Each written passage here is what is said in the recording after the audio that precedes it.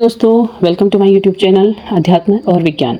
आज के वीडियो में मैं जो विषय आप लोगों के लिए लेकर के आ रही हूँ वो कई बार आप लोगों के मन में भी रहता है कि आखिर ट्विन फ्लेम्स में इतना अंतर क्यों होता है, एज गैप क्यों होता है, क्यों इतना लंबा अंतर होता है, और जिनमें नहीं है क्या वो ट्विन फ्लेम है या नहीं है, या फिर जिनमें कम अंतर है क्या वो ट्विन फ्लेम है, या बहुत ज़्यादा अंतर होना ज़रूरी है। बहुत से ऐसे प्रश्न आप लोगों के मन में रहते हैं, तो आज मैं उन्हीं प्रश्नों के जवाब लेकर के आपके सामने आ रही हूँ।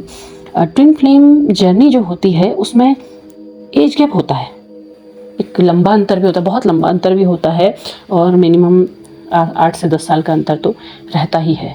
तो ऐसा क्यों होता है? देखिए, ये जो सोल्स होती हैं, ये सोल, आपको ट्विन फ्लेम जर्नी के बारे में पता ही है कि ये जो सोल होती हैं खुद ही अलग होती हैं, और हाफ जो अपनी जर्नी होती हैं अलग अलग मिल करके कम समय में, मतलब आधे समय में पूरा करना चाहती हैं। तो ये जो सोल्स होती हैं ये कई बार जन्म ले चुकी हैं, जन्म लेती हैं, तो हर बार अपनी जो भी जर्नी जिस जन्म में जहाँ जितनी निर्धारित होती है उस हिसाब से करती हैं। तो उसमें कोई सोल आगे चली जाती है, कोई पीछे चली जाती है, तो उनका वहाँ का जो चक्र होता है वो भी उस हिसाब से पूरा होता है। दूसरा क्या होता है कि ये जो सोल होती हैं समान रूप से पावरफुल होती हैं, और समान रूप से पावरफुल होने के कारण अगर ये सेम एज में होंगी और सेम पोजीशन में एक दूसरे के सामने आएंगी तो टकराएंगे, तो ये एक दूसरे से बहुत ज़्यादा दूर हो जाएंगी। देखो, वैसे भी ये जब भी मिलती हैं, जिस एज में भी मिलते हैं, एज गैप के बाद भी मिलते हैं, तो भी एक दूसरे के साथ बहुत लंबा नहीं रहते हैं, एक दूसरे से दूर हो जाते हैं, खिंचते हैं फिर दूर हो जाते हैं, खिंचते हैं फिर दूर हो जाते हैं। तो इनकी जो पावर होती है वो बहुत ज़्यादा होती है। जैसे चुंबक को अगर आप देखा होगा, चुंबक में नॉर्थ पोल साउथ पोल होता है। सेम पोल अगर एक दूसरे की तरफ को लेकर के आओ तो वो एक दूसरे को धकेलते हैं, एक दूसरे के करीब नहीं जाते हैं, अपोजिट में ज़रूर कभी करीब जाते हैं। नॉर्थ और साउथ को मिलाएंगे तो खींचेंगे, साउथ और अगर साउथ और साउथ या नॉर्थ और नॉर्थ को मिलाएंगे तो एक दूसरे को धकेलेंगे, एक दूसरे की तरफ को नहीं जाएंगे। तो सेम फेज़ में ये एक दूसरे के पास नहीं आते, एक दूसरे की तरफ को नहीं खींचते हैं। तो इनमें एक गैप होना ज़रूरी होता है। दूसरी चीज़ क्या होती है, केवल एक यही कारण नहीं होता है, दूसरी चीज़ क्या होती है कि सोल जब धरती पर आई तो उसने अपना काम करना होता है, जिसके लिए जितना काम निर्धारित है, क्योंकि अवेकिंग होनी ज़रूरी है। और मान लिया कि एक सोल के अंदर उसने बहुत सारे अनुभव लेने हैं, बहुत सारी चीज़ों के बारे में जानना है, ताकि वो जब अवेकिंग के फेस में आए तो उसको सामना करने की योग्यता उसमें हो। वो योग्यता अगर उसमें होगी तो वो तभी वो उस सेपरेशन को झेल पाएगी। तो उसके लिए उसे तैयार होना होता है, इसलिए एज गैप आ जाता है। अब ऐसा नहीं है कि केवल फेमिनाइन ही, कि मतलब जो लेडीज़ हैं, या कहना चाहिए जो फिजिकली फेमिनाइन हैं केवल वो ही बड़ी होती है, ऐसा नहीं होता है, दोनों में फ़र्क होता है। लेकिन किसने कितना अनुभव लेना है और किसका अवेकिंग का टाइम कितना है, वो टक्कर, वो जो सेपरेशन है, क्या वो उसको झेलने के लिए लायक बनी है या नहीं बनी है, इसके लिए भी उनमें एज गैप होता है। वो आगे पीछे सोल आती हैं ताकि जो पहले आई है सोल वो अपने लाइफ के उतने अनुभव ले ले, और इसका मतलब जो है जो दूसरे सोल है वो अपने पिछले जन्म में उतने अनुभव ले चुकी है, और वो उसका जो अवेकिंग टाइम आएगा तो वो एकदम से अवेकन होने लगेगी। ये होता है।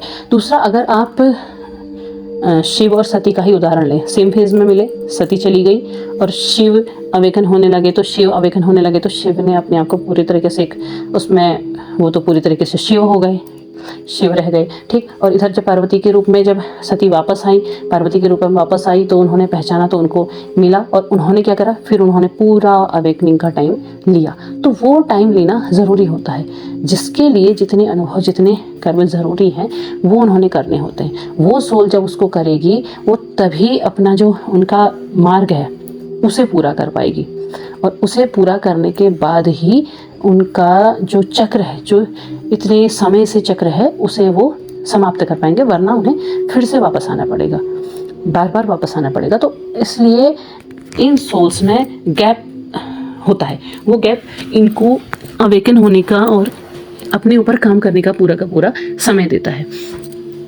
जो ये सोल्स में एज गैप आ रहा है, वो एज गैप ये बताता है कि क्या वो जो चीज़ें उन्होंने सीखनी है, जो चीज़ें अनुभव करनी हैं, क्या वो मेंटली और फिज़िकली उसके लिए तैयार हैं या नहीं हैं।